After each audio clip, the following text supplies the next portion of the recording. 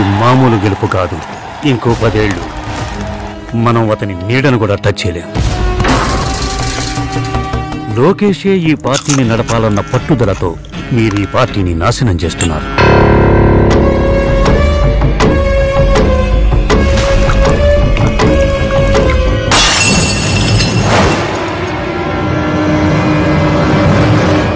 ఆ జగన్ని కిందకు లాగడానికి మనకతడు కావాలి.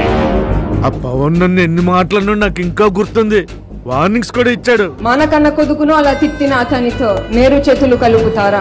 ఎంతో బలమైన పులి సింహం కంటే మనకి పాము ముసలంటే ఎక్కువ భయం ఎందుకేస్తుంది? వాటి కళ్ళల్లో ఎమోషన్స్ ఉండవు. ఎమోషన్స్ లేని పాము ముసలే కాకుండా నాకు తెలిసిన 3వ జీవి చంద్రబాబు నాయుడు. తొక్కిసలాటలో చాలా మంది చచ్చిపోవటానికి అవకాశం ఉంది బాబు గారు. ఆ సంగతి పోలీసులు అధికారులు చూసుకుంటారు. మన బ్రాండింగ్ మనం చూసుకుందాం.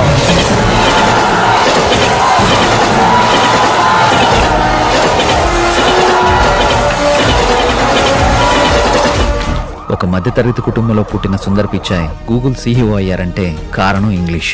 వాడు గవర్నమెంట్ స్కూల్స్ లో ఇంగ్లీష్ మీడియం పెడితే మన నారాయణ స్కూల్స్ పరిస్థితి ఏంటి?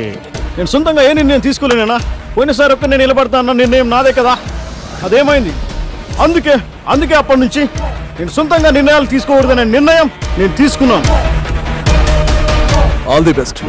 మన చుట్టూ ఉన్న వాళ్ళు నాపై పూర్తిగా నమ్మకం ఉన్న వాళ్ళు మాత్రమే. చూడు కళ్యాణ్, పొత్తంటే ఒకరికొకరు సహాయం చేసుకోవడమే. నా కోసం వచ్చే జనాన్ని లోకేష్ కి చేయకొట్టమనడం నేను మీకు చేసే సహాయం అయితే, మరి మీరు నాకు చేయబోయే సహాయం ఏంటో? ఈ సహాయానికి ఏం కావాలి? సీఎం.